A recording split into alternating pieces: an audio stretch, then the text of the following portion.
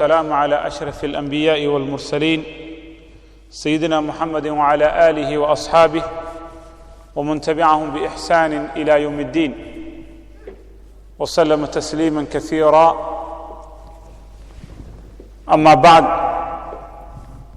all praise is due to Allah subhanahu wa ta'ala, the beneficent, the merciful, and salutations to his servant and messenger Muhammad ibn Abdullah, to his family, companions, and all those who follow them until the day of judgment.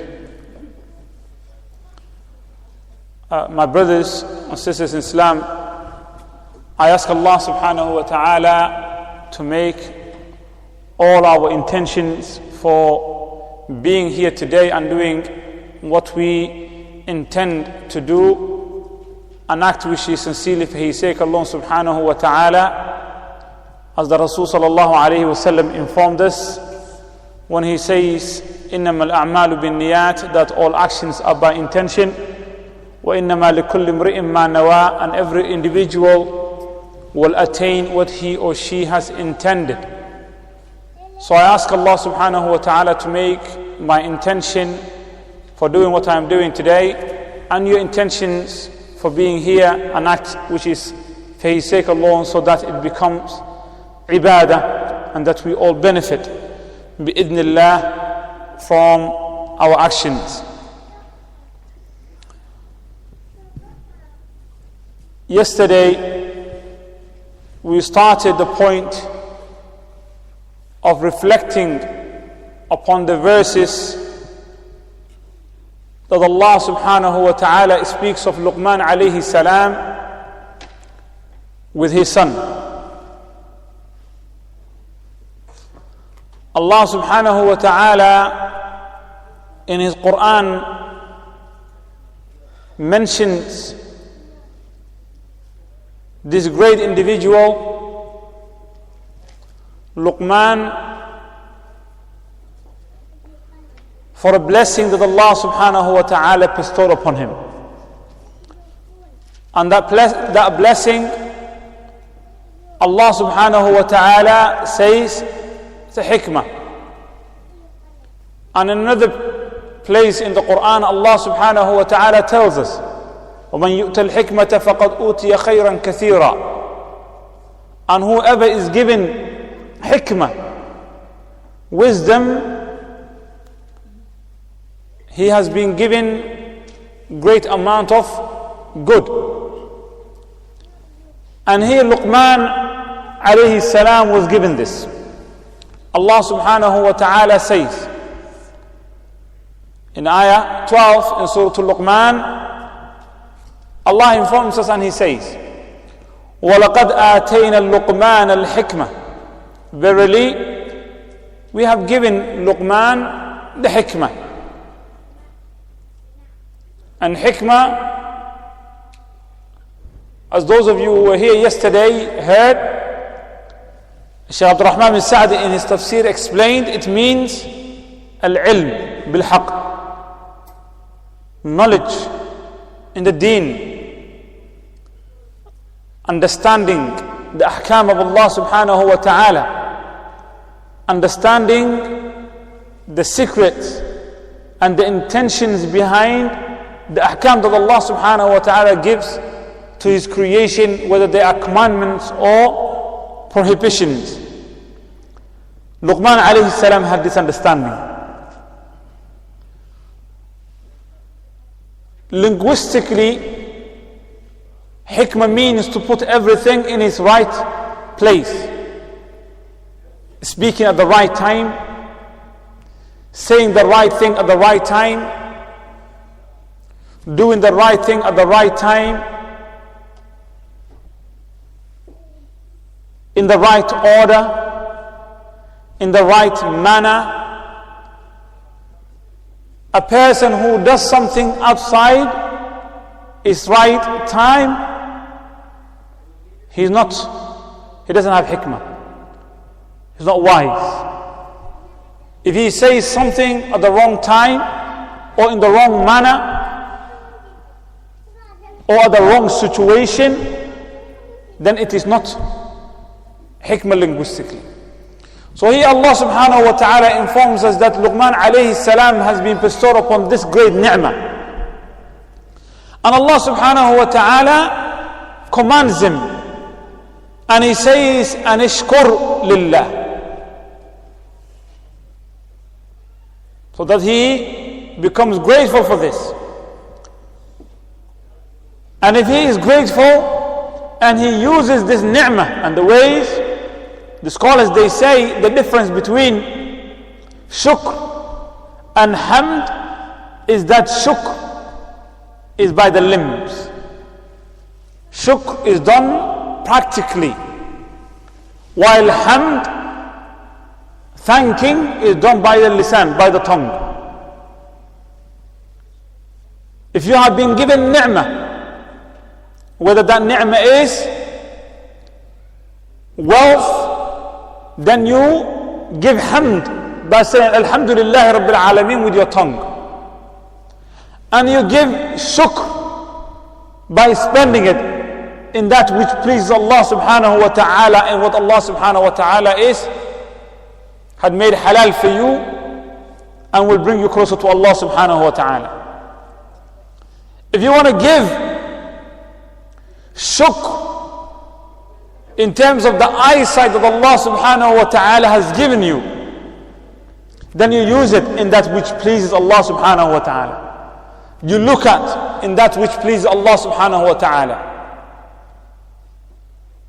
And you give thanks, hamd, by your tongue, by praising Allah subhanahu wa ta'ala.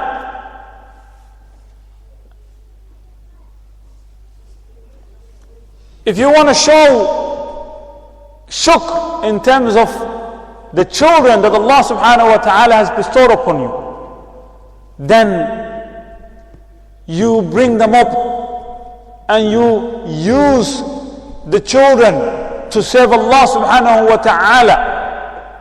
This is a way of giving shukr to Allah subhanahu wa ta'ala. And alhamd is done by the tongue. Here Allah subhanahu wa ta'ala says, Anishkur lillah, for him to give shukr. وَمَنْ يَشْكُرْ فَإِنَّمَا يَشْكُرْ لِنَفْسِهِ. And whoever is grateful and gives shukr, then this is for his own good. When you do this, whether you do it or not, it will not benefit Allah subhanahu wa ta'ala in any way, and it will not harm Allah subhanahu wa ta'ala. For Allah subhanahu wa ta'ala, غَنِيٌّ حَمِيدٌ, the sufficient one, the one who is worthy of being praised. He is not required of anything from you. So as such, for the blessings that Allah subhanahu wa ta'ala bestows upon you, those blessings, if you show gratefulness to Allah subhanahu wa ta'ala and you show shukr, then Allah subhanahu wa ta'ala will increase you in that. Allah subhanahu wa ta'ala will increase you in that ni'mah. But if you don't show no gratefulness and you don't show no thanks to Allah subhanahu wa ta'ala, then the harm of that does not go back to anyone but to yourself. For Allah subhanahu wa ta'ala says, وَمَنْ كَفَرَ فَإِنَّ اللَّهَ غَنِيٌّ حَمِيدٌ. And whoever disbelieves, who denies this ni'mah, then Allah subhanahu wa ta'ala is self-sufficient of him. After Allah subhanahu wa ta'ala, barakallahu fikum, informing us about Luqman alayhi salam and this great blessing that Allah subhanahu wa ta'ala bestowed upon him, hikmah, wisdom, and that Allah subhanahu wa ta'ala gives him and us all principle in the Quran, this principle that this ni'mah that Allah gives you, whatever it is, in this case to Luqman is hikmah that Allah speaks of. But any ni'mah, blessing that Allah bestows upon you, the benefit of that, whether you give thanks or not, goes back to you. It doesn't benefit Allah. It's just a test for you. After this Allah subhanahu wa ta'ala clarifying the ni'mah that was given to Luqman alayhi salam, and the principle of thanking Allah subhanahu wa ta'ala for this ni'mah, and that the blessing of it will go back to the individual. Allah subhanahu wa ta'ala gives us and informs us indications, certain points of the Quran to show us Luqman alayhi salam and how wise he was. So Allah subhanahu wa ta'ala says, وَإِذْ قَالَ لُقْمَانُ لِابْنِهِ, giving us time.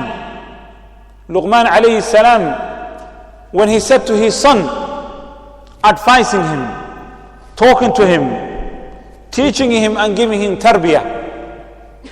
وَإِذْ قَالَ لُقْمَانُ لِابْنِهِ وَهُوَ يَعِظُهُ, while he was advising him, teaching him.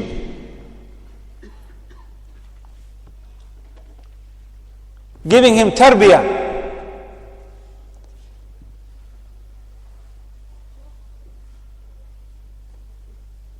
That he says to his son, لَا تُشْرِكْ بِاللَّهِ, do not associate partners with Allah. The hikmah here, because Allah subhanahu wa ta'ala tells us that Luqman has been given a great hikmah.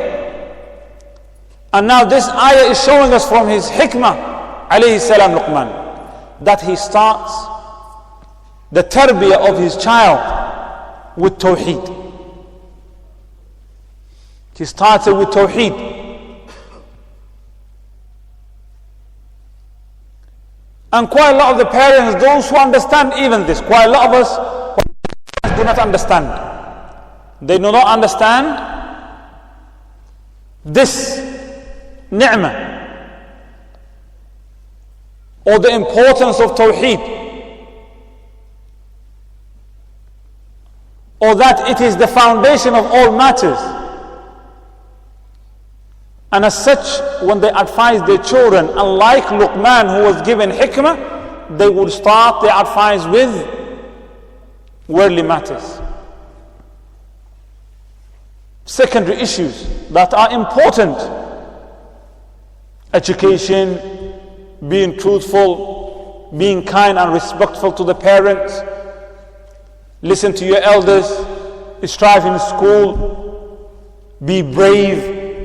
All of these are characteristics which are mahmood.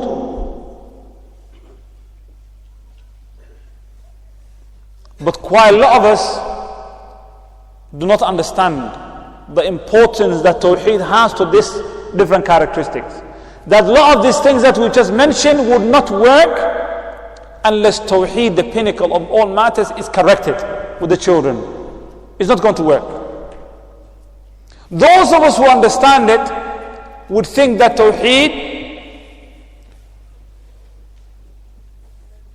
is just worshipping Allah subhanahu wa ta'ala in terms of salah, fasting and going to Hajj.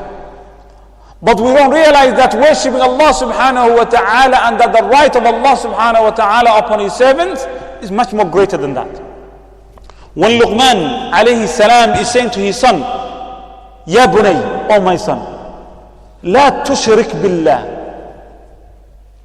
How many of us understand from this that Luqman, when we look at it from this, we understand it straight away that Luqman is saying to his son, don't bow down to idols.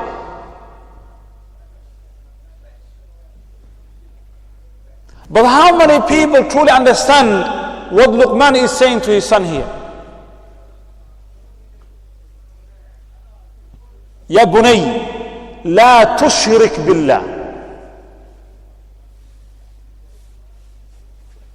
Oh my son, do not fear Allah, anyone but Allah. Oh my son, do not rely on anyone but Allah. Oh my son, if you're going to ask only Allah. Oh my son, know that what was going to happen to you was not going to pass you. Oh my son, only what Allah wills will befall upon you. O my son, this is the advice Luqman alayhi salam is giving to his son. When he's saying to him, La tushrik billah, he is not just saying to him, don't bow down in front of idols. Rather, he's saying to him, La tushrik billah. Shirk is in opposite and associating partners with Allah subhanahu wa ta'ala in that which belongs to Allah subhanahu wa ta'ala. Allah subhanahu wa ta'ala says, do not fear them, but rather fear me.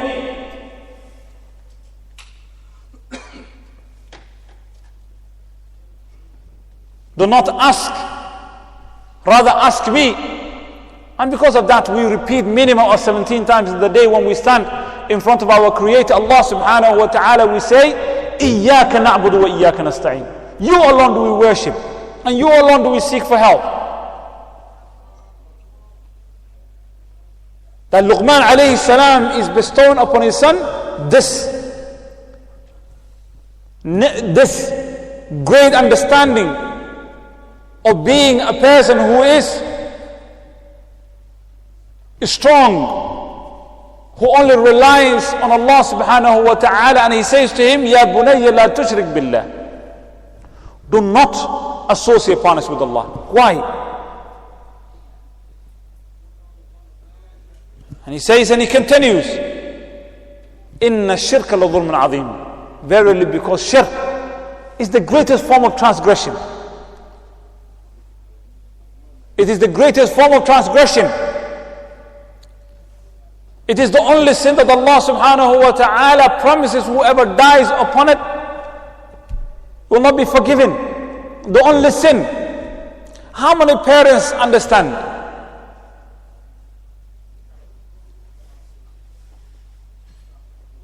that when they are warning their children from the drug dealers in the streets, yet they send them to the madaris and mosques where shirk is being committed, that they are putting their children in even more greater danger? How many parents understand this?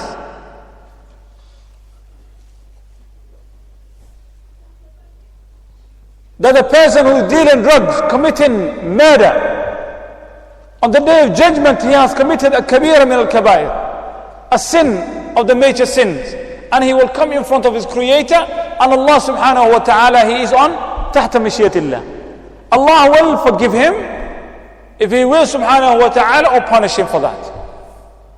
But a person who dies upon shirk, as Allah subhanahu wa ta'ala says, إِنَّ اللَّهَ لَا يَغْفِرُ أَن يُشْرَكَ بِهِ وَيَغْفِرُ مَا دُونَ ذَلِكَ لَمَن يَشَاءُ.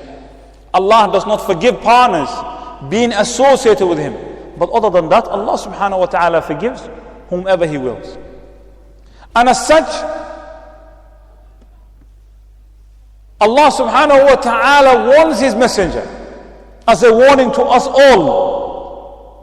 Warning his messenger as a warning to us all when he says subhanahu wa ta'ala in Surah Al-Zumr, وَلَقَدْ أُوحِيَ إِلَيْكَ وَإِلَى الَّذِينَ مِنْ قَبْلِكَ لَإِنْ أَشْرَكْتَ لَيَحْبَطَنَّ عَمَلُكَ وَلَتَكُونَنَّ مِنَ الْخَاسِرِينَ. Verily it has been revealed to you, legislated to you. This is what we command you. وَلَقَدْ أُوحِيَ إِلَيْكَ وَإِلَى الَّذِينَ مِنْ قَبْلِكَ, and the messengers and the followers of the past, similar thing. No change in the religion of Allah subhanahu wa ta'ala and the sunnah of Allah. لَإِنْ أَشْرَكْتَ, if you were to commit shirk, لَيَحْبَطَنَّ عَمَلُكَ, your deeds will be wiped out. If you have been worshipping Allah for 1,000 years, fasting and praying, but you have committed shirk, you feared anyone but Allah in that which only Allah should be feared in, your deeds have wiped out. You ask anyone but Allah in that which only Allah should be asked, all your deeds wiped out. You rely on anyone or anything other than Allah in that which only Allah can provide you with, all of your deeds wiped out. وَلَئِنْ أَشْرَكْتَ لَئِنْ أَشْرَكْتَ If you were to commit sin or shirk, لَيَحْبَطَنَّ عَمَلُ All of your deeds will be wiped away. وَلَتَكُونَنَّ مِنَ الْخَاسِرِينَ And you will be of the losers in the hereafter, in hellfire forever. Allah has made haram Jannah for the one who commits shirk. Why? Because shirk, as Luqman advises his son, he says, Inna shirka la dhulmun azim. It's the greatest form of transgression. Asking from help, asking for help from one who cannot even help himself.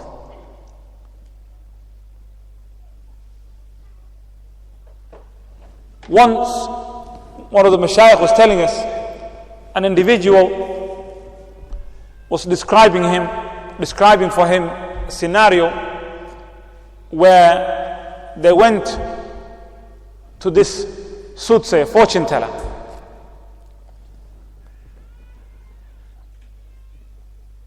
And the sheikh said to him, describe for me the environment. I said it was dark room, humid, and there was a fan on top of him,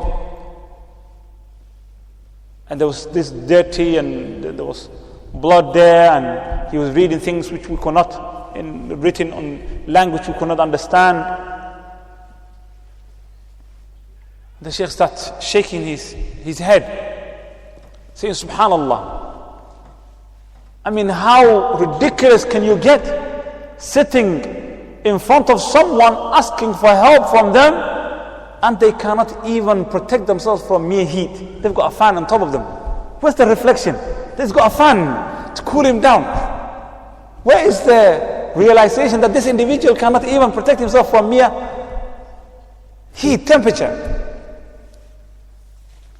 This is why it is the greatest form of transgression, that this individual put something in his wrong place, worshipping and asking for help someone who cannot help themselves, fearing someone who themselves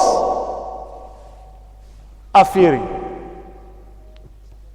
relying on someone who cannot, they know for a fact, or they're even dead, wal-iyadu billah. Sometimes it happens. People asking for help for people who have died thousands or 100 years ago, who are now sleeping side by side with worms, and they're asking for help. And as such, Luqman alayhi salam understands this, because this is a contradiction into the purpose of creation.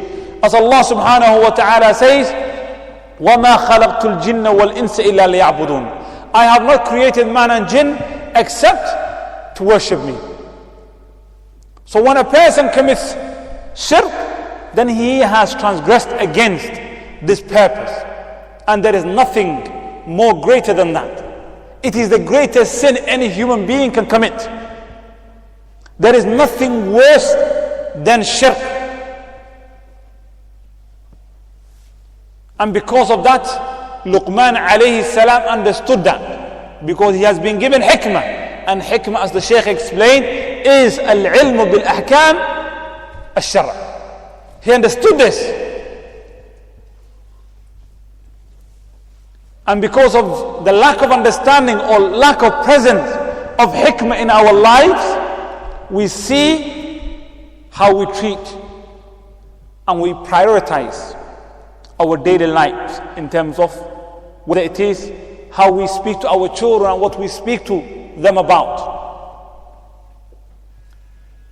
Those who want to change society, the things that they talk about. Oh, society, there's too much drugs, let's fight against it. There is gangs everywhere, let's do something about it. The women are not wearing the hijab, let's advise them and talk about it. There's family problems, let's find cure for this. The Sharia is not being ruled upon, let's find a solution to this. But all of these people, one thing that they have lacked and they don't understand is that within these societies that they want fix, shirk is prevalent. And because of this, they are not considered to be wise people. If you were now to see a doctor who arrived in a collision, and there are two patients, one crying with pain, with broken hand, and the other blood gushing out from his artery, and the doctor goes to the one who is crying with a broken hand, what do you think the consequence would be? What kind of doctor would that be? And he leaves the one whose blood is gushing out of him. He's an ahmaq, fool. Something wrong. Probably if within a short period of time he will be struck off, because he's not right in the head. Similarly, the people who are du'at, who are callers to Allah, they are doctors themselves. So when a person is busying himself and talking about brotherhood, when the people around him are committing shirk, or he's telling the people, he's going to the streets and saying, let's come to the masjid, and he knows this individual is full of shirk, but he says, no, don't talk about it. Yeah, he'll run away. What can you call that kind of a doctor, or that kind of a da'i or caller? Ahmaq. Something wrong with them. And majority of the masajid and the people who consider themselves to be callers of Islam, this is exactly what they do. Whether the tabliqis or the ikhwanis or Hizb al-Tahrir or other than them, exactly the same. Ahmaq. Fools. There's no hikmah in what they're doing. If there was a hikmah, then they would have understood the dangers around their society, that their people, their own families, if they die in that circumstance, they would burn in hellfire forever. Inna Allah la yaghfiru an yushraka bih. Allah does not forgive partners being associated with him. And he speaks of khilafah, imposing sharia, declaring some ruler somewhere to be a disbeliever, and his own wife, his own son, his mother, his children are wearing tama'im, amulets around their body.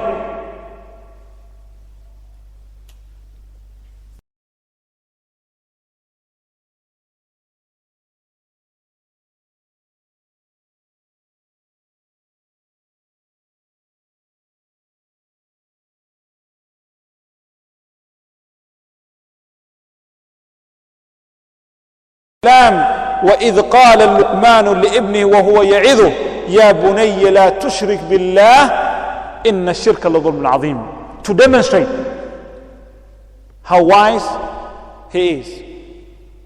So as such, if you see an individual who is on the pulpit and the people in the masjid are committing shirk wal iyad billah day and night, and they don't even understand tawheed properly, and he's talking about brotherhood and he's talking about unity, then this individual is either jahil, ignorant, or he's ahmaq, he's someone who is fool, not understanding of matters that should be put in their rightly place. After that,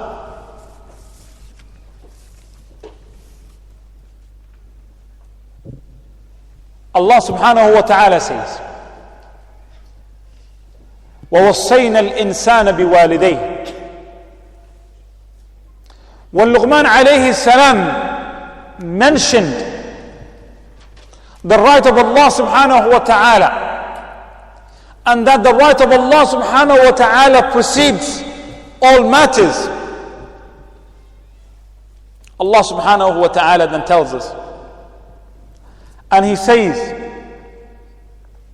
ووصينا الإنسان بوالديه. And we command the human being towards his parents. that the parents' rights, remember the hikmah is to put everything in its rightful place. The right of Allah subhanahu wa ta'ala, nothing precedes that. And the second of that is the right of the parents. The rights of the parents. وَوَصَّيْنَا الْإِنسَانَ بِوَالِدَيْهِ,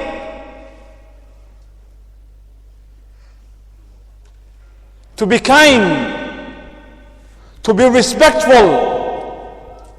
This is what we command him towards his parents.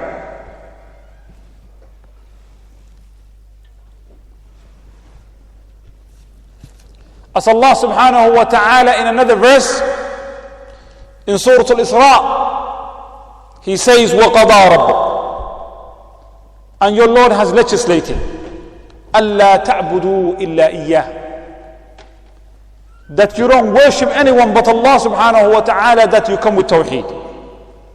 وَبِالْوَالِدَيْنِ إِحْسَانًا, and that you are kind towards your parents.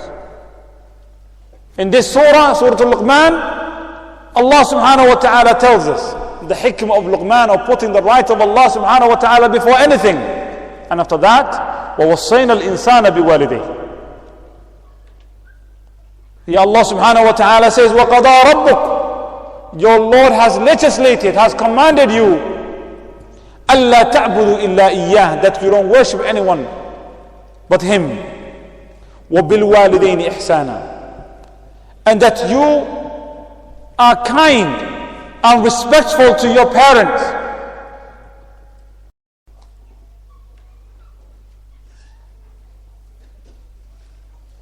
You show them every type of kindness towards them. Ihsan and ma'ruf. And here Allah subhanahu wa ta'ala did not specify what kind of ihsan or good deed that you should do towards your parents, but rather everything that you can understand to be good must be done towards them. Whether it is talking to them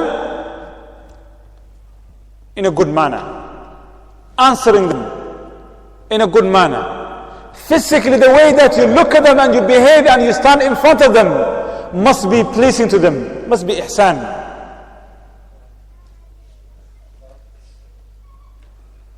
In your society, if it is considered to be a way of kindness and goodness that you give them a chocolate, then you do so. If it is from your society and culture that you sit in front of your parents while you're talking to them, you do that. If it is from the kindness and the characteristics of respect in your society that you kiss them on the head every time you meet them, this is what you're being commanded. In everything that is known to be kindness and good, this is what you are being commanded by Allah subhanahu wa ta'ala. وَبِالْوَالِدَيْنِ إِحْسَانًا, nakira, mutlaq. Everything that is of ihsan. Why? Allah subhanahu wa ta'ala continues and He says, حَمَلَتْهُ أُمُّهُ وَهْنًا عَلَى وَهْنٍ. The reason that you should show respect and kindness to your parents is because your mother, حَمَلَتْهُ أُمُّهُ, that your mother, his mother she carried you in her womb for 9 months. وَهْنًا عَلَى وَهْنٍ. Every single day she's going weaker. She's becoming weak because of you. Womb. For 9 months she was carrying you in her womb with back pain, headache, hunger, sleeplessness, And then when she has you, the pain that she goes through. This is your mother. This is why Allah subhanahu wa ta'ala says that the mother, her right, or the parents in general, their rights are Allah subhanahu wa ta'ala and no one else before them.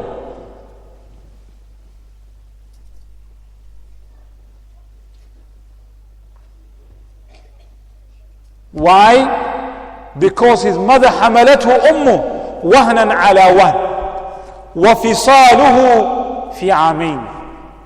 And not just for 9 months that she was carrying him, but after that she cared. You cry, she's standing there, no complaints. You are number one in her life. Your right goes before hers. She would choose to be awake because of you.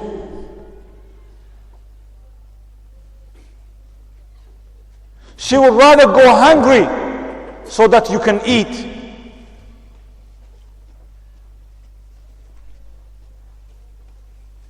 She would rather have the pain so that you can rest. This is your mother. This is why Allah subhanahu wa ta'ala gives her this right, that she carried you all that time. And she was weak and in pain. And then when she had you, that you could not even look after your own personal needs, she was there. No complaints. And now when you grow up, when you get older and you get strong, what do you do? How do you repay this?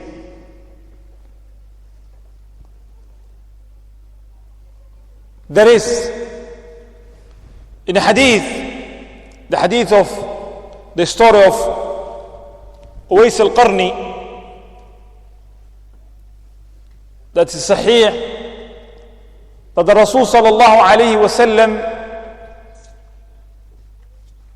informed his companions,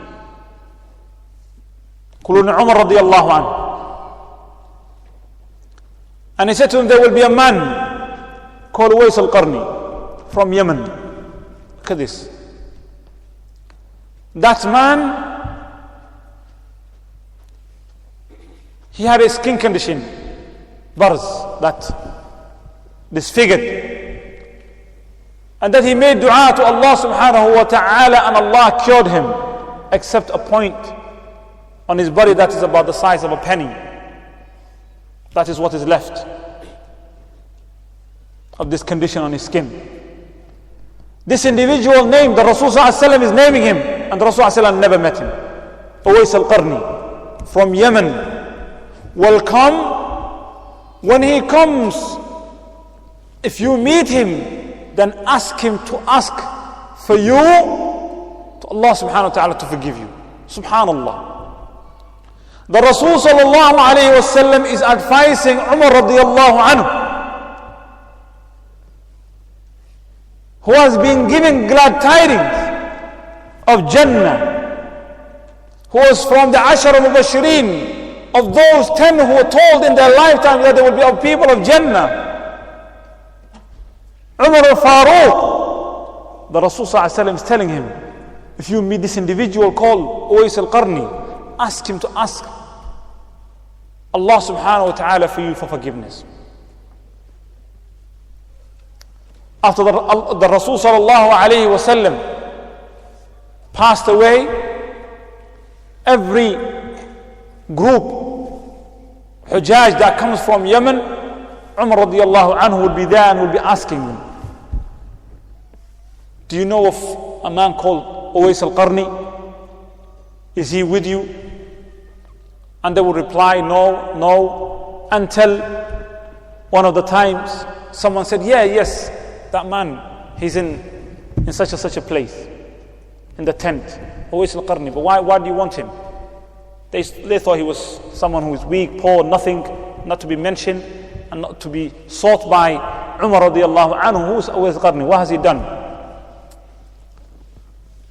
Umar radiallahu anhu met up with Uwais al-Qarni.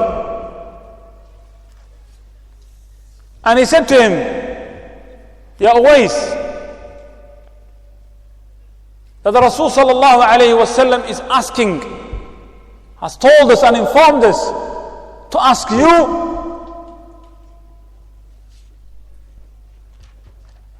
to ask Allah subhanahu wa ta'ala on our behalf for forgiveness.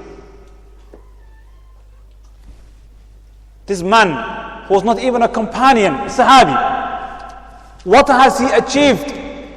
What has he done of good deed to get to a level where Allah subhanahu wa ta'ala answers his dua? Uwais al-Qarni could not understand. He said, why? I am not even a companion. But he told them, Wallahi, the only reason that kept me in Yemen, not meeting the Rasul sallallahu alayhi wasallam and becoming a companion Sahabi, not being able to travel from Yemen to come and sit and benefit from the Rasul sallallahu alayhi wasallam, is because I had a mother who was dependent on me. In everything that she requires, I was looking after her. My brothers and sisters, reflect on this. How many of us are seeking to please Allah subhanahu wa ta'ala and want the pleasure of Allah subhanahu wa ta'ala? That we look in faraway places and we don't even see that it is right in front of us. That this individual did not even travel to see the Rasul sallallahu alayhi wa sallam because of his mom.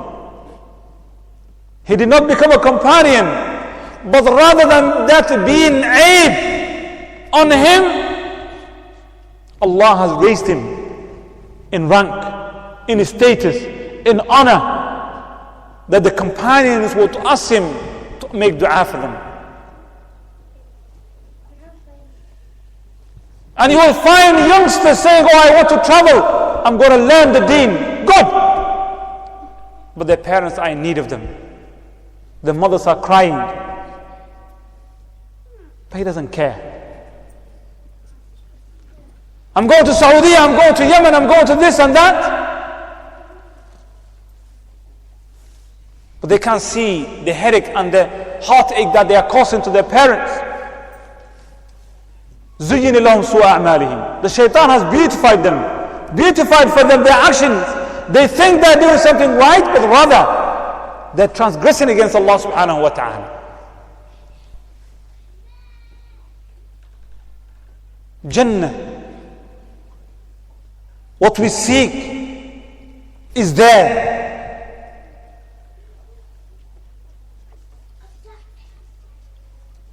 As Allah subhanahu wa ta'ala commands us that the rights of the parents is second to only Allah subhanahu wa ta'ala. As Allah subhanahu wa ta'ala says, وَقَضَى رَبُّكَ أَلَّا تَعْبُدُوا إِلَّا إِيَّاهُ وَبِالْوَالِدَيْنِ إِحْسَانًا.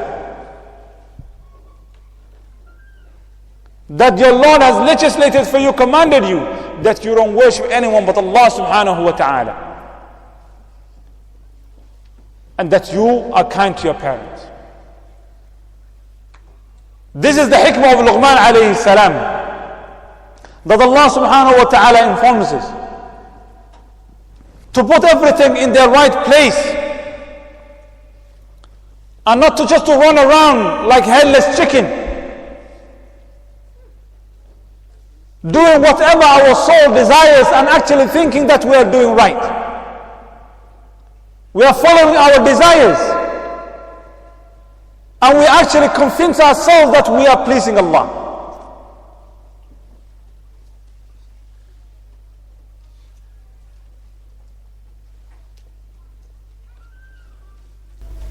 That Allah subhanahu wa ta'ala tells us that the right of Allah subhanahu wa ta'ala is before anything else. And then وَوَصَيْنَا الْإِنسَانَ بِوَالِدَيْهِ حَمَلَتْهُ أُمُّهُ وَهْنًا عَلَى وَهْنٍ وَفِصَالُهُ فِي عَامَيْنِ أَنِ اشْكُرْ لِي وَلِوَالِدَيْكَ. Be grateful. Allah subhanahu wa ta'ala commands that you show shukr to Allah subhanahu wa ta'ala and to your parents.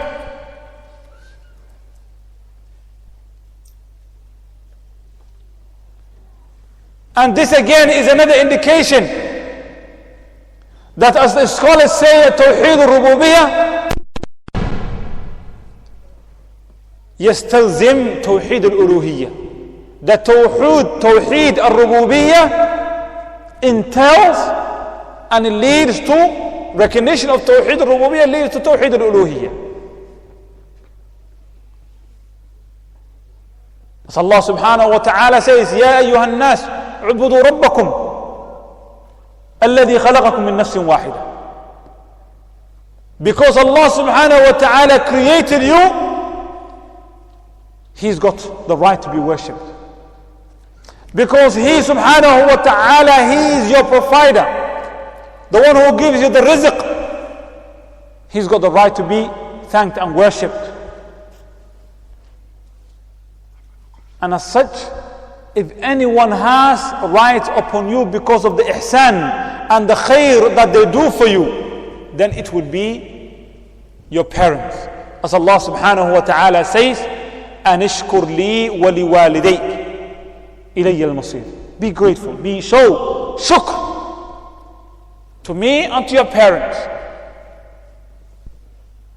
to Allah subhanahu wa ta'ala, for He has created you, to Allah subhanahu wa ta'ala that He has given you hidayah, to Allah subhanahu wa ta'ala that He has given you rizq, and to your parents, for your mom has gone through that pain for you and she has done all of those things. We're living in society where kufr, disbelief, wal-iyadu billah, and ignorance, where they call enlightenment, the child says, I didn't ask her to have me. It's a problem. Where children in a society go to a court and say, I will divorce my parents. This is what kufr brings. But rather Islam, as Allah subhanahu wa ta'ala teaches us, recognizes this right that the parents have upon you. And on this, the hadith of Abu Hurairah radiyallahu anhu, that he says, جاء رجل إلى النبي صلى الله عليه وسلم, that a man came to the Rasul sallallahu alayhi wa sallam, and he said to the Rasul sallallahu alayhi wa sallam, Ya Rasulullah, man ahaqqu an-nasi bihusni sahabati, who among the mankind people has got the greatest right for my friendship and kindness? Who has the greatest of friendship and kindness upon these people? Who have this right upon me? The Rasul sallallahu alaihi wasallam replied, and he says, Ummuk, your mother. And then the man replied and he said, Ya Rasulullah, thumma man, then whom? The Rasul sallallahu alaihi wasallam replied, thumma ummuk, then your mother. Then the man said, thumma man, then whom? And he said, Summa ummuk, and then your mother. And then on the fourth time, the Rasul sallallahu alayhi wa sallam said, Summa abuk, and then your father.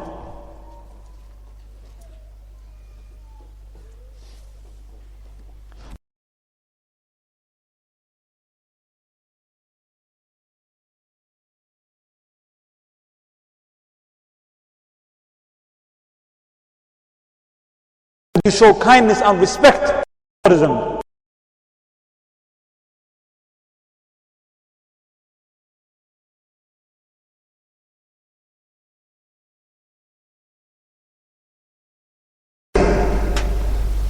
to His right. Tawheed, that we understood, which is the purpose of our creation. In other places, Allah subhanahu wa ta'ala likewise mentioned, وَاعْبُدُوا اللَّهَ وَلَا تُشْرِكُوا بِهِ شَيْئًا وَبِالْوَالِدَيْنِ إِحْسَانًا. But the two parents themselves are not equal in standing. The mother is higher in status. 3 times, as the scholars understand from this hadith.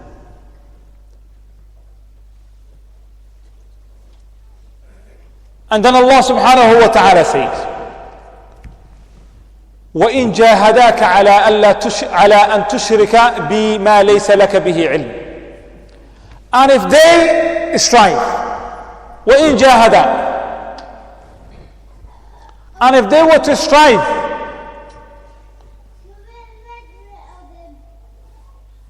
just imagine,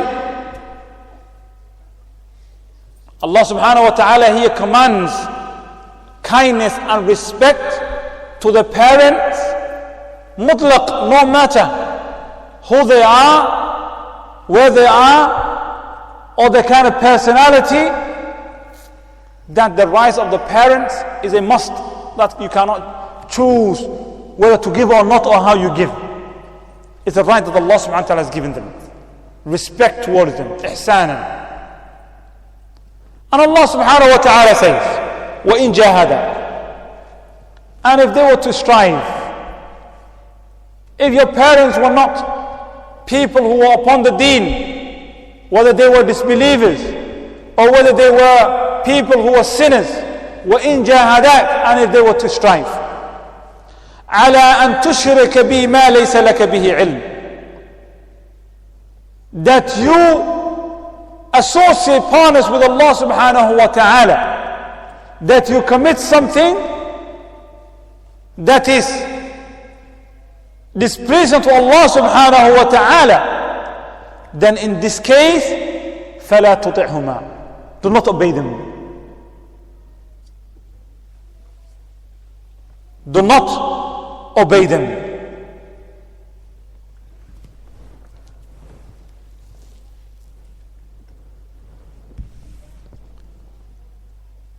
Here, Shaykh Abdul Rahman bin Sa'di says, وَإِن جَاهَدَاكَ عَلَىٰ أَن تُشْرِكَ بِي مَا لَيْسَ لَكَ بِهِ عِلْمٍ, and if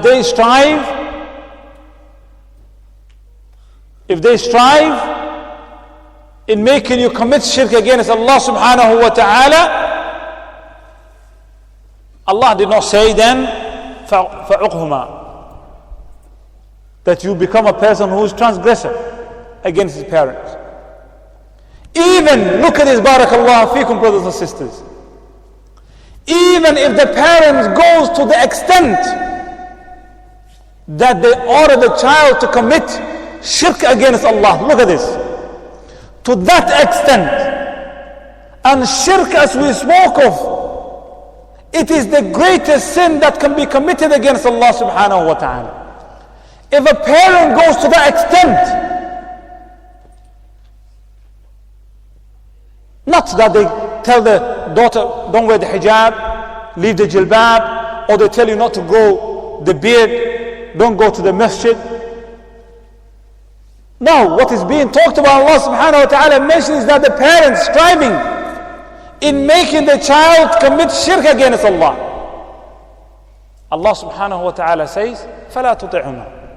The Shaykh says here, he did not say subhanahu wa ta'ala, فَعُقْهُمَا, that you transgress against them.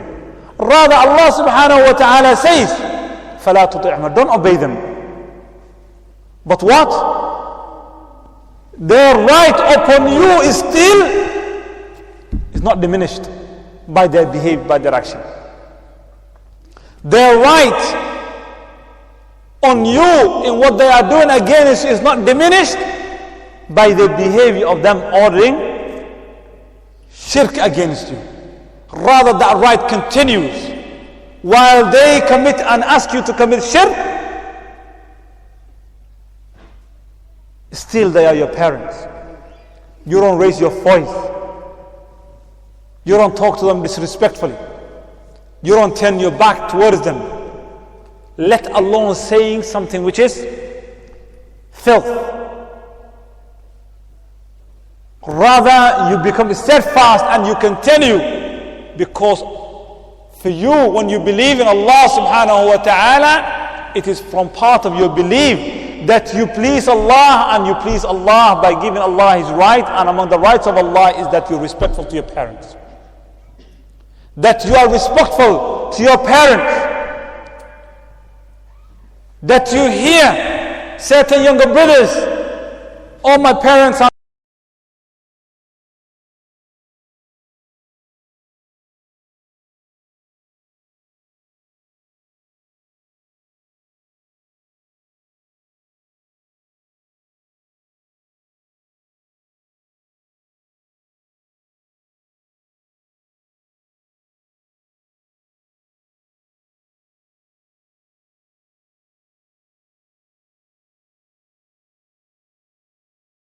show disrespect toward their parents. Allah is saying to them, وَإِن جَاهَدَاكَ, and if they strive that you commit shirk, عَلَىٰ أَن تُشْرِكَ بِي مَا لَيْسَ لَكَ بِهِ عِلْمٍ فَلَا تُطِعْهُمَا. And this shows the lack of understanding of the deen. Remember what Shaykh Abdul Rahman bin Sa'di said, that hikmah that Luqman alayhi salam is given is understanding of the ahkam of the deen. And because of this lack of hikmah, knowledge and understanding of the deen, the shaitan makes you think that you are actually doing something right. That you see your parent crying and you say, I'm going to Saudi Arabia to study. It is haram for you to go. If your mother says no, as long as you know your arkan al-Islam, as long as you know la ilaha illallah, as long as you know the 5 daily prayers, as long as you know the ahkam al-siyam, it is haram for you to go.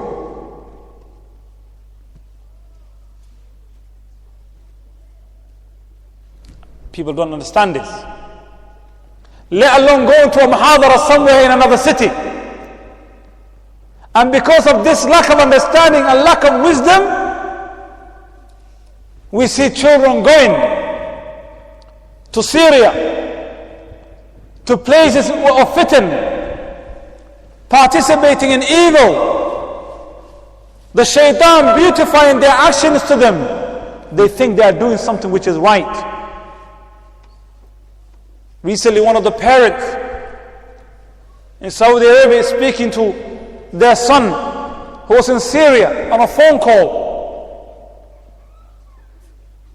The father is saying to his son, my child, Ya bunay, I have not permitted you to go. I command you that you come back. And this son is saying, what?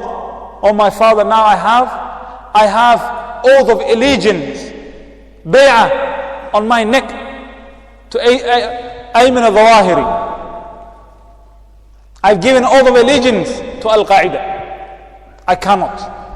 Look at this stupidity. Lack of wisdom, lack of understanding of the deen. That individual will be willing to sacrifice. Why? He wants to see himself and he thinks that he's pleasing Allah. But he doesn't even realize that he's transgressing against Allah subhanahu wa ta'ala.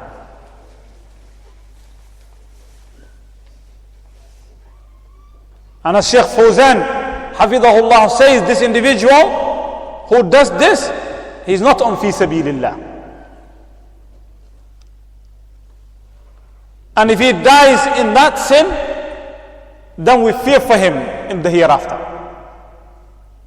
Shaykh Fawzan Hafidahullah. Because he's doing something which is not permitted to please Allah subhanahu wa ta'ala.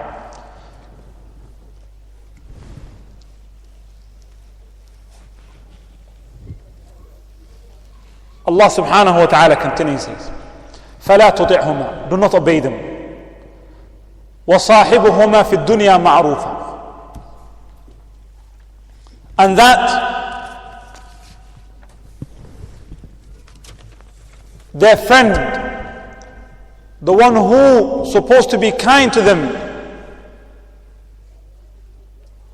صحبة الإحسان إليهما بالمعروف. This is what Allah subhanahu wa ta'ala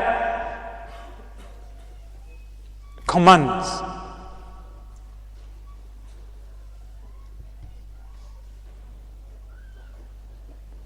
The Shaykh continues, says, وَأَمَّا أَنَا as for أَتْعَابَهُمَا وَهُمَا بِالْحَالَةِ الْكُفْرِ وَالْمَعَاصِي.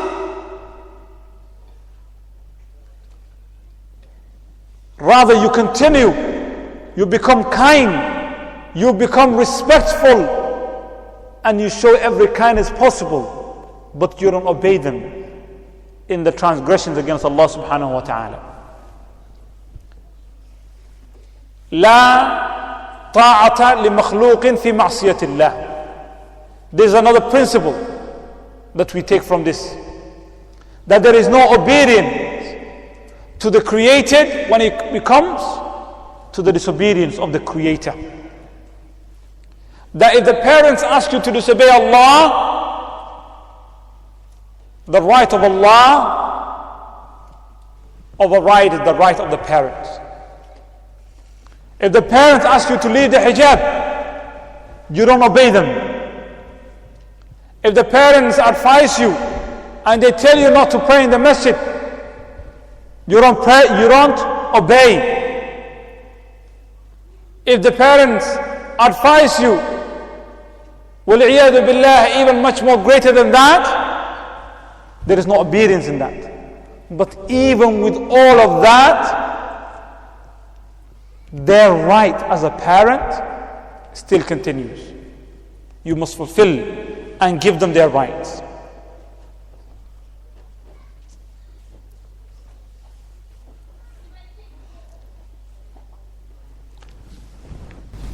And then Allah subhanahu wa ta'ala says, وَاتَّبِعْ سَبِيلَ مَنْ أَنَابَ إِلَيْهِ. And you follow the path of those who have returned to Allah subhanahu wa ta'ala. The path of those who are the mu'minun billah, from those who believe in Allah, in the malaika, in the kutub, in the books and the rusul, those who hold on, submit themselves to this is their way. Take their path. Take their path in obedience to Allah subhanahu wa ta'ala.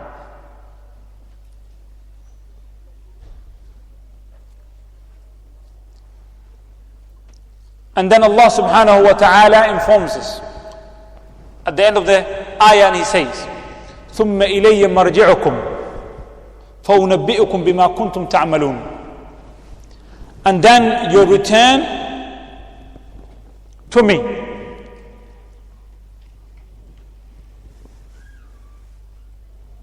And I will inform you of everything that you've done. Nothing will be hidden. Everything that you have done, your a'mal, your disrespect to your parents, your kindness towards them, your obedience of Allah, given Allah His rights, all of this, Allah subhanahu wa ta'ala says, فَأُنَبِّئُكُمْ بِمَا كُنْتُمْ تَعْمَلُونَ. I will inform you of what you used to do. For nothing is hidden from Allah subhanahu wa ta'ala.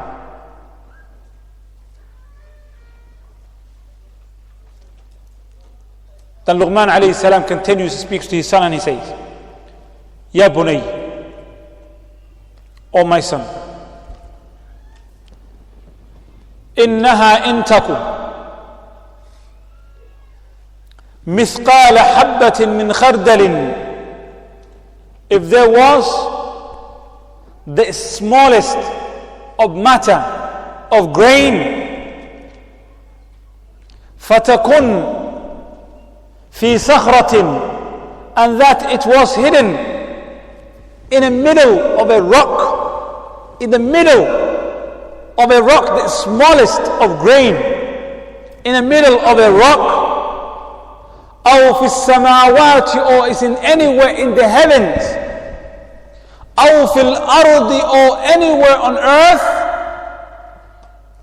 يأتي بها الله, that Allah will bring it to account.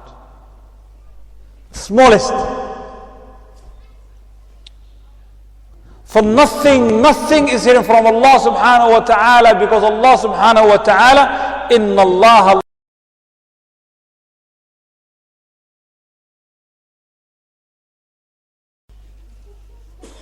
the all-knower subhanahu wa ta'ala, precise, latif,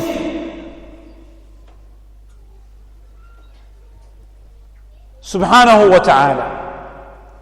This is another advice that Luqman gives from his wisdom and understanding of the deen to his son. And he continues on that path, making him comprehend and say to him, "O my son, that whatever you do, day or night, whether you are in public or by yourself, then you must know that Allah subhanahu wa ta'ala is aware of it. There's absolutely nothing hidden from Allah subhanahu wa ta'ala. And that Allah subhanahu wa ta'ala will bring it to account. If an individual, barakallahu feekum, if you make, look at Luqman alayhi salam, how he's speaking to his son, making him understand the right of Allah subhanahu wa ta'ala. And rather than making him fear his father, he makes his son understand the power of Allah subhanahu wa ta'ala. Most of us, we will have the cane. If you do, we will instill in our children fear of us as parents. If you do that, you will be grounded. If I ever find out that you said this or you do this, if the teacher tells me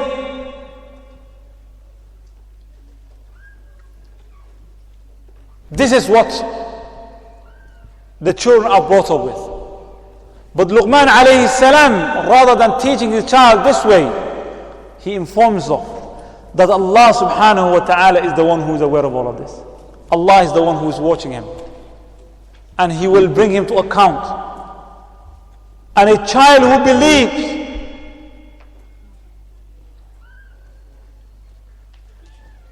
and you instill fear of him, fear of youth, then he will think that when you cannot see him, it's free game. As long as he can hide it from you, he can do whatever he wants. As long as he thinks that he can get away with this. But rather, the fear of Allah, the belief in Allah, that's why the Islamic Sharia, the Ahkam, is something which is a rahmah, it's an act of worship. Cannot be forced upon the people. Rather, the people accept it willingly because it's in their fitrah.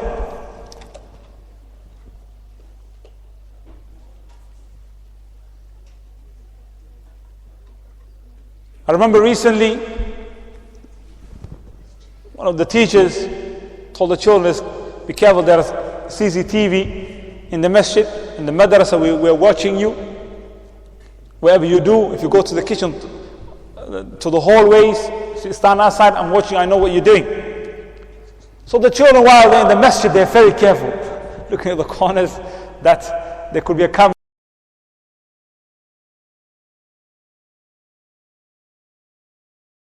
No one can see them, then they will. And when they were asked, they said, because they can't see us here. But if they were brought up with the correct understanding and tawheed, like Luqman alayhi salam said to his son, Ya bunayya, إنها إن تك مثقال حبة من خردل فتكن في صخرة أو في السماوات أو في الأرض. If it's the smallest grain, whether it's in a rock in the heavens or in the earth, no matter where it is, then Allah subhanahu wa ta'ala ya'ti biha Allah. Why? Because Allah subhanahu wa ta'ala latifun khabir. A child who has this understanding, how would they behave? How would they be with Allah subhanahu wa ta'ala? How would they be with themselves? How would they be to others when they know that Allah subhanahu wa ta'ala will bring everything to account? So Luqman alayhi salam continues his advice, starting with Tawheed. Tawheed al-Uluhiyyah, Tawheed al-Rububiyyah, that leads to Tawheed al-Uluhiyyah, and the individual understanding that Allah subhanahu wa ta'ala is al-Alim, the all-knowing, al-Khabir, will fear Him alone, will obey Him, and will come with Tawheed al-Uluhiyyah, the Tawheed of worship. Here, then Luqman alayhi salam said to his son, Aqim as-salah, establish the prayer. After his son understands that Allah is watching him, Allah is aware of him, Allah is the Khabir, Latif and Khabir, and Allah will bring into account all of his deeds, he teaches him and informs him, and he says to him, Aqim as-salah, establish the salah, wa'mur bil ma'ruf, and enjoy the good, wanha anil munkar, and forbid the evil, wasbir ala ma asabak, and be patient upon that which comes to you. And this is exactly the surah that we read in Surah Al-Asr, where Imam Shafi'i rahmatullahi alayhi says, لو ما أنزل الله حجة على خلقه إلا هذه السورة لكفتهم. If Allah was not to reveal any other surah other than this, it would have been enough proof. Allah subhanahu wa ta'ala in it says that إن الإنسان لفي خسر, that all humanity is in loss, إلا الذين, except those آمنوا who believe, وعملوا الصالحات, believe, come in Tawheed. Luqman alayhi salam is starting in the tarbiyah of his son. Remember Allah subhanahu wa ta'ala saying, إن الإنسان لفي خسر, that all of humanity is in loss, إلا الذين آمنوا, except who those believe. Luqman alayhi salam, because of his understanding and the hikmah, understanding of the knowledge, starts with his son, with the belief, with Tawheed, teaching him the opposite of that shirk is dhulmun azim, making him understand that Allah subhanahu wa ta'ala, there will be a day of accountability, that Allah is latif and khabir. إلا الذين آمنوا وعملوا الصالحات, and he says to him, وأقم الصلاة, for the salah is the greatest ibadah badaniyah, in terms of body wise, physical ibadah. It's nothing greater than the salah. As the Rasul sallallahu alayhi wa sallam tells us that it is that which differentiates a believer from a disbeliever. بين الرجل وبين الكفر ترك الصلاة, or الصلاة, that which is between a man and a disbelief is a salah. فمن تركها فقد كفر, and whoever leaves it has disbelieved. Luqman alayhi salam says to his son, understanding this, لا تشرك بالله, advise them, أقم الصلاة, establish the prayer, وأمر بالمعروف وتواصوا بالحق, وأمر بالمعروف وانهى عن المنكر وتواصوا بالحق, as Allah subhanahu wa ta'ala says, واصبر على ما أصابك وتواصوا بالصبر. As the scholars say, these are the key 4 points. They are the blueprint to success. And every single one of them must be fulfilled for you to be successful. Iman, amal salih, tawasi bil haqq, enjoying the good and forbidding the evil, and as-sabr. Wasbir ala ma asabak. إن ذلك من عزم الأمور.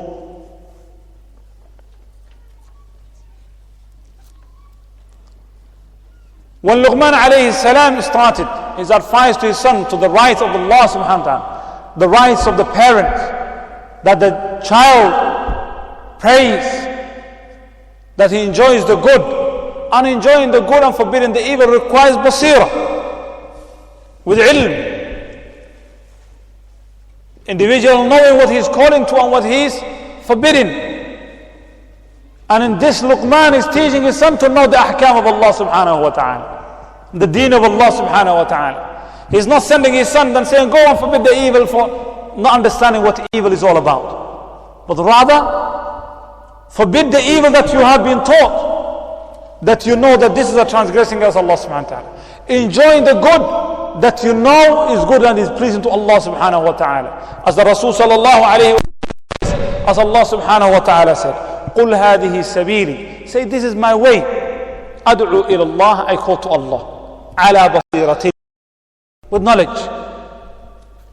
With knowledge, أَنَا وَمَنِ اتَّبَعَنِي, I and those who follow me will do likewise. So as such, the individual must know what he's calling to. Rather, Luqman alayhi salam is not sending his child, unlike some of the people who are far away from the path of Luqman alayhi salam, and those whom Allah subhanahu wa ta'ala bestowed hikmah upon them, that they will get someone from the street whom doesn't know nothing from the deen, go out for 40 days, and they will say to him, let's go out, we'll give da'wah around the country or internationally, and he doesn't know nothing from the deen. They will bring him to the masjid and they will ask him to stand in front of the people. He doesn't know what he's calling to and what he's forbidding. There is no hikmah in this. There is no hikmah in this.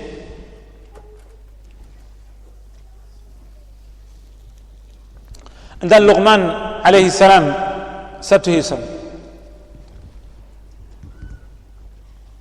وَلَا تُسَعِّرْ خَدَّكَ لِلنَّاسِ,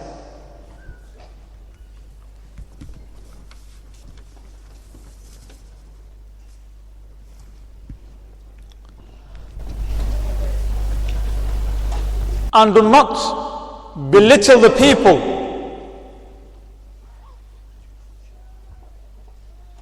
Show arrogance in your face when you face them and when you talk to them.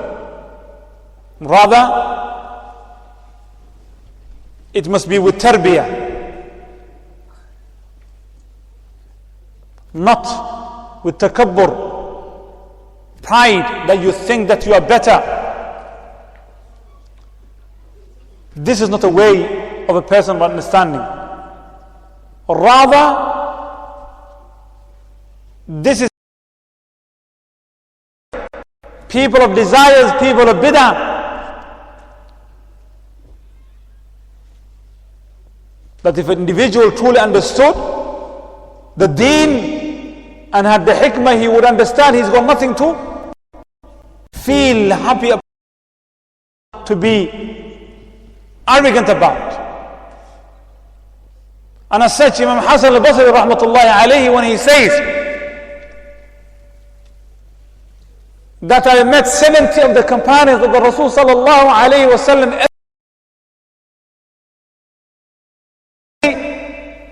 being a hypocrite upon themselves. 70. How many of us here think that they're hypocrites? A'udhu billah. Or fears? We all give ourselves like massive tick, thinking that khalas, we are among the top of the moment, top of the list. We are being critical of everyone else around us rather than being self-reflecting. This is Umar radiallahu anhu being told in his lifetime that he is of the people of Jannah, coming to the companion whom the Rasul sallallahu alayhi wa sallam informs him of that he would be of the names of the hypocrites of Medina, and he says, asking him, by Allah, am I a hypocrite? Umar radiallahu anhu inquiring and fearing whether or not he's a hypocrite.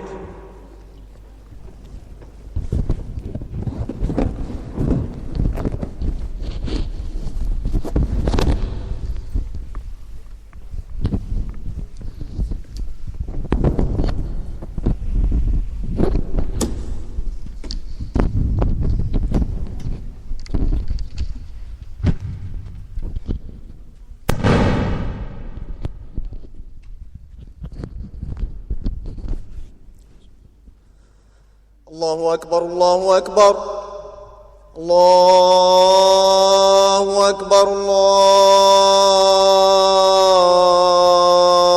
الله أكبر أشهد أن لا إله إلا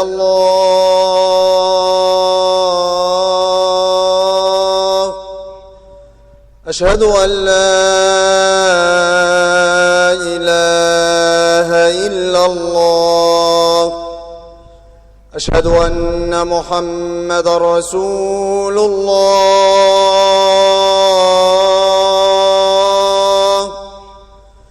أشهد أن محمد رسول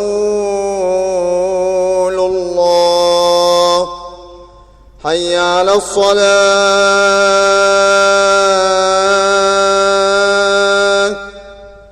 حي على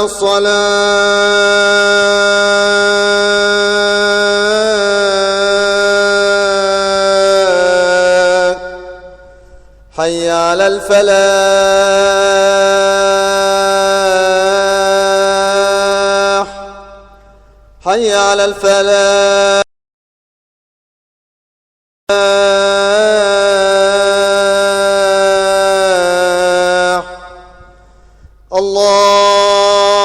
الله أكبر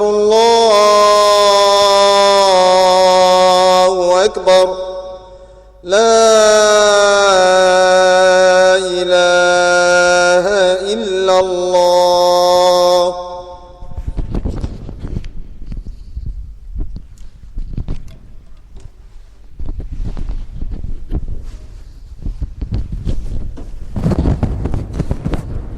Because Allah subhanahu wa ta'ala tells us the advice of Luqman when he said to his son, وَلَا تُسَعِّرْ خَدَّكَ لِلنَّاسِ. Do not be arrogant in your treatment of the people and the way that you approach them when you talk to them. That you think that you are better than them. تَكَبُّرًا عَلَيْهِمْ وَتَعَاظُمًا. For kibr, as the Rasul sallallahu alayhi wa sallam told us, is a disease. It is a disease that manifests itself in the behavior of the individual. The Rasul sallallahu alayhi wa sallam said, لا يدخل الجنة من كان في قلبه مثقال ذرة من كبر. Will not enter Jannah whomever who has in his heart an atom's weight of kibr, pride. Anyone who has atoms weight in his heart of kibr will not enter Jannah, as the Rasul ﷺ said. An individual said to the Rasul sallallahu alayhi wa sallam, Ya Rasulullah, إن الرجل يحب أن يكون ثيابه ونعله حسن. That a man loves that his clothing and his shoes, his sandals that he's wearing to be nice. Is this kibr? Some of us think that our individual, if he dresses nice, if he looks at himself, if he drives a good car or dresses or wears nice shoes, that this is a sign of individual having pride. This is not. This is what the individual understood. Ya Rasulullah, when you say this, that no one will enter Jannah who has an atom's weight of kibr in his heart, but some of us love to dress nice and look nice. The Rasul sallallahu alayhi wa sallam said, no. Inna Allah jamilun yuhibbul jamal. Allah is beautiful and He loves everything that is beautiful. Rather, you should beautify yourself. But kibr is batarul haqqi haqarun nas. That is refusing the haqq and belittling the people. Is this disease? This is what kibr is. That you refuse the haqq when the haqq comes to you.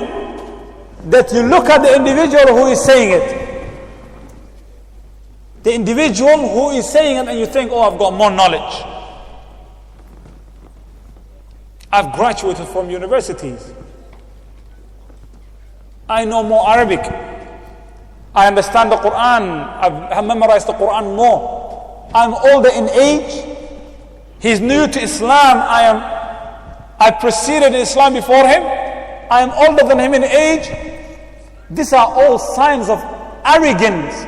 Signs of things that will make the individual refuse the haqq and is arrogant. This is the kibr. that the Rasul ﷺ forbids.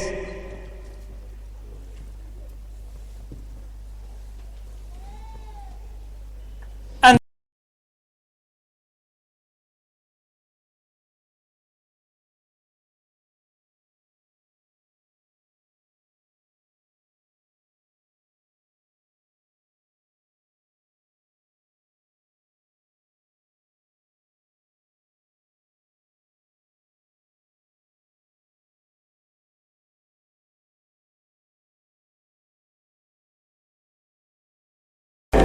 or even the sound that they reply with, the way that they look at the individual, it's like, I don't want to know you, I am better. You're not worthy of being given a salam because I have a better understanding of the deen. I think that I am closer to the haqq than you. You're not worthy. This is a disease. And it shows also in the behavior and in the action of the individual, of how he carries and he walks around, that he walks around or she walks around with arrogance. It's not just something that manifests itself, but rather it is the disease in the heart, that they think that they are better than the individual. Billah alaykum, I ask you by Allah, my brothers, when Umar radiallahu anhu says, لو نادى مناد من السماء, if there is a call being called from the heavens, my brothers and sisters, please listen. Umar radiallahu anhu, who was promised Jannah in his lifetime, is saying, if I was to hear a caller calling from the heavens, saying, أيها الناس أنكم داخلون الجنة كلكم, that all of you, all people will be entering Jannah, all of you. If I was to hear this, and then it was said to me that except one individual, all of you will be entering Jannah except one individual, I would think that that individual would be me. How many of us think that? That Umar radiallahu anhu thinks out of fear of Allah, out of reflection of his sins, out of knowing that he has not worshipped Allah subhanahu wa ta'ala haqq ibadati, as he should be worshipped. How many of us think that way? Rather, if we were to make a list, we will be in the top 10, like number one there. We'll probably name our friends in the list as well. We are all in there, we are fine. It's just the rest of the people are messed up. And this shows the lack of understanding of the deen. And then he says to his son, وَلَا تَمْشِ فِي الْأَرْضِ مَرَحًا, and do not walk on earth. Again, is this disease. And this action is the action, the behavior of those who have the disease in their hearts. They walk with arrogance, thinking that they are better, the way they carry themselves and rolling around, how they stand blocking the path of people. This is, and Allah subhanahu wa ta'ala informs us the way of the true believers when He says, عباد الرحمن الذين يمشون على الأرض هونا, الذين يمشون على الأرض هونا. They walk on earth with tranquility, with humbleness, not with arrogance, that they think that they are better and they have understood and they are better than everyone else. وَإِذَا خَاطَبَهُمُ الْجَاهِلُونَ قَالُوا سَلَامًا. And those whom, عباد الرحمن, those whom the ignorant people, when they talk to them, they don't slap them down, but rather they say peace on you with a smile. This is what they say. And then Luqman alayhi salam continues, Allah subhanahu wa ta'ala tells us, and he says, إِنَّ اللَّهَ لَا يُحِبُّ كُلَّ مُخْتَالٍ فَخُورٍ. Allah does not love those who have this kibr, hay'ah, that thinking that they are better within themselves. Allah does not love them. Arrogance. وَاقْصِدْ فِي مَشْيِكَ. Walk with tranquility, with humbleness. This is the way of the mu'minun, true believers.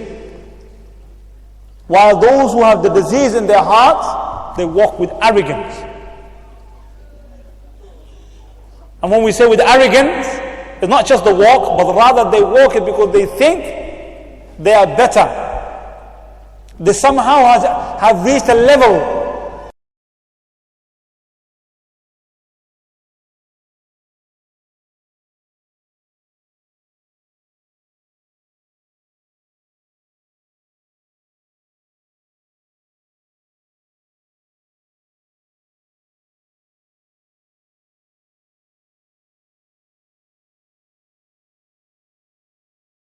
that listen saying everyone else is just messed up. It's only me and I and my friends who are saved or who are right. And this is very, very dangerous attitude to have. And Luqman alayhi salam, as Allah subhanahu wa ta'ala informs us, continues to advise his son, وَغْضُضْ مِنْ صَوْتِكَ, and humble your salt, that when you talk to the people, that you talk to them adaban ma'an nas wa ma'allah, that you talk to them with respect. When you are worshipping Allah subhanahu wa ta'ala, that you do it in a way that is pleasing to Allah subhanahu wa ta'ala. فَإِنَّ, or he says, إِنَّ أَنْكَرَ الْأَصْوَاتِ لَصَوْتُ الْحَمِيرِ, and the worst of sounds is the sound of the donkey. That the sound that the donkey makes, screaming aloud, all of humanity, no one really likes it. So as such, as a believer, when you talk to the people, when you are worshipping Allah subhanahu wa ta'ala, then وَغْضُضْ مِنْ صَوْتِكَ, talk nicely, humbleness in your sound. And in this, the Shaykh says, وَهَذِهِ الْوَصَايَا الَّتِي وَصَى بِهَا لُقْمَانْ لِإِبْنِهِ, this advice that Luqman gave to his son, تَجْمَعُ أُمَّهَاتُ الْحُكُمِ, brings with it the greatest foundations of the ahkam. Worshipping, keeping away from shirk, also according to Tawheed, worshipping Allah alone, kindness to the parents, even if they were to ask you to commit the greatest sins. Wallahi, one time, while back, there was an individual who I met years back, and it shows the ignorance in the deen. He was an individual who was a Muslim for a while, and I asked him about his parents, whether they are Muslims. He says, filthy kafir. To his mom, he says, so filthy. This is what he's called his mother. And this shows the stupidity, the level he's at.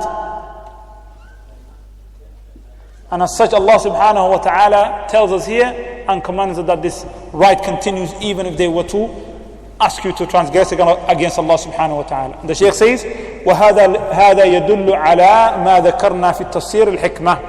And this clarifies to us the meaning of hikmah, that أَنَّهَا الْعِلْمُ بِالْأَحْكَامِ, that hikmah means understanding of the ahkam. وَحِكَمِهَا وَمُنَاسَبَاتِهَا, and the hikmah behind it, the wisdom behind it, and in its time and its place. That's how you start. فَأَمَرَهُ بِأَصْلِ الدِّينِ, for he started commanding his child with the asl of the deen, the greatest of principles, وَهُوَ التَّوْحِيدِ, and it is tawheed. وَنَهَاهُ عَنِ الشِّرْكِ, and he's forbidding him from shirk. وَبَيَّنَ لَهُ مَوْجِبًا لِتَرْكِهِ, and he informed him of the reason that إِنَّ الشِّرْكَ لَظُلْمٌ عَظِيمٌ. وَأَمَرَهُ بِبِرِّ الْوَالِدَيْنِ, that he advised his son of the birr al-walidain, kindness to the parents. وَبَيَّنَ لَهُ السَّبَبِ, and he explained the reason why an individual should be kind to their parents. لَبِرِّهِمَا وَأَمَرَهُ بِشُكْرِهِ وَشُكْرِهِمَا, that he ordered that he is grateful to the parent. And then he informed them of the salah al-amr bil-ma'roof, wal-nahy 'anil munkar, and that the individual is kind and respectful. And in this, the Shaykh says that a person who has not rectified himself cannot rectify anyone else. A person who has not given Allah his right cannot give the right to anyone else. Rather the right of Allah, and then you might be able to give the right of the people. And if you have not rectified yourself, aqim as-salah. That you obey Allah, obey your parents, and give them their rights. Aqim as-salah, that you fulfill the salah, and then you might go and call to the people. But the person who does not fulfill, who does not live the deen by himself, and does not do what he's saying, as Allah subhanahu wa ta'ala says, Ya ayyuha alladhina amanu, O you who believe, lima taquluna ma la taf'alun. Why do you say that which you do not do? Why do you say that which you do not know? And inshallah, bi'idhnillah, barakallahu feekum, brothers and sisters, it's time for salah. I really did not want to make it that long, but qadar Allah ma sha fa'al. Inshallah, bi'idhnillah, whatever that was of mistake from myself and the shaitan, and that which is which was correct is from Allah subhanahu wa ta'ala. I ask Allah subhanahu wa ta'ala to forgive me anything wrong that I said. Subhanakallah bihamdika wa tabarak ismika ala jalali ghayrik.